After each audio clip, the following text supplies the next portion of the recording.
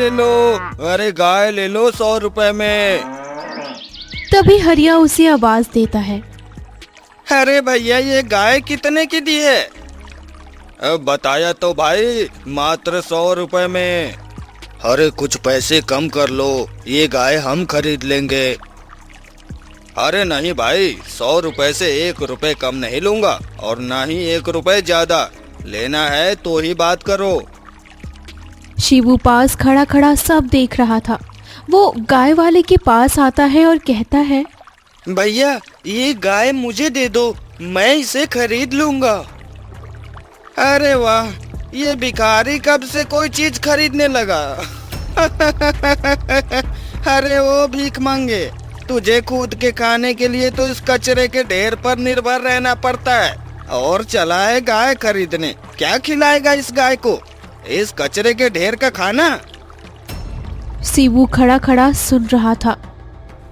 अरे भिखारी, जाके कूड़े के ढेर में खाना ढूंढ ले, ये तेरे बस की बात नहीं है। हम लोग रात दिन काम करते हैं तब भी हमारे पास 100 रुपए नहीं आते, तो तू तो भिखारी है, कहाँ से 100 रुपए देगा? अरे तुम दोनों आपस में क्यों लड़ रहे हो? उसके पास होंगे पैसे तभी ना वो गाय लेने के लिए बोल रहा है। क्यों भाई, लेना है ना तुम्हें गाय? हाँ भाई, मुझे लेना है ये गाय।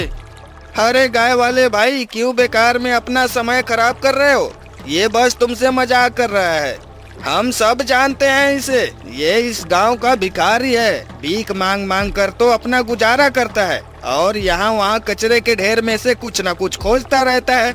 अबे ओ भिखारी, चल भाग यहाँ से, क्यों और बेइज्जत होना चाहता है? गाय वाले भैया, आपको यकीन नहीं है तो आप चलो मेरे साथ मेरी झोपड़ी में। ठीक है चलो।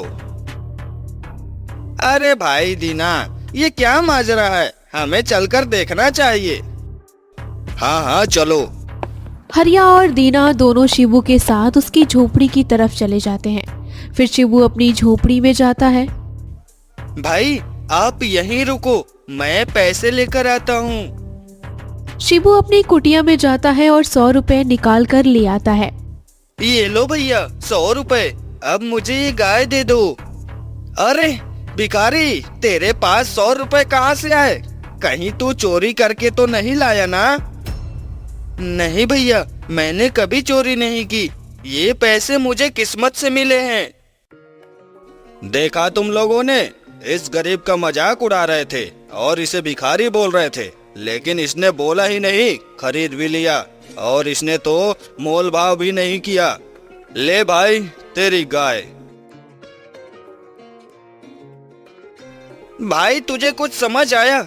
इस भिखारी के पास आखिर इतने सारे पैसे कहाँ से आए? नहीं भाई, मुझे नहीं पता, न जाने कहाँ से लाया इतने सारे पैसे। शाम को शिबू कुछ कूड़े के ढेर से खाने के लिए लाता है और गाय के आगे रख देता है। ये लो सुरैया, खाना खा ले, मेरे पास यही है खाने के लिए। जो मैं खाता हूँ वही ना मैं तुमको खिला पाऊंगा।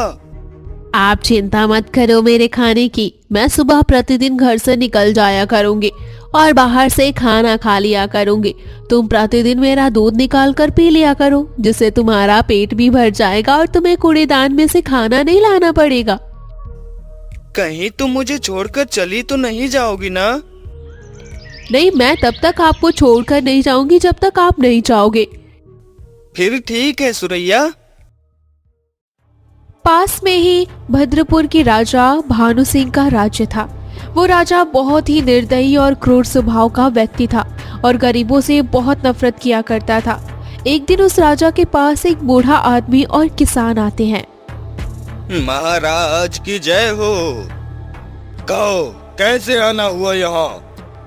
महाराज, कुछ समय से राज्य में पानी नहीं पड़ रहा है, जिसकी वजह से हम लोगों को खाने की बहुत दिक्कत हो रही है। भगवान ने आपको बहुत कुछ दिया है, अगर आप कृपा कर दे तो हम लोगों की जिंदगी फिर से संवर जाएगी।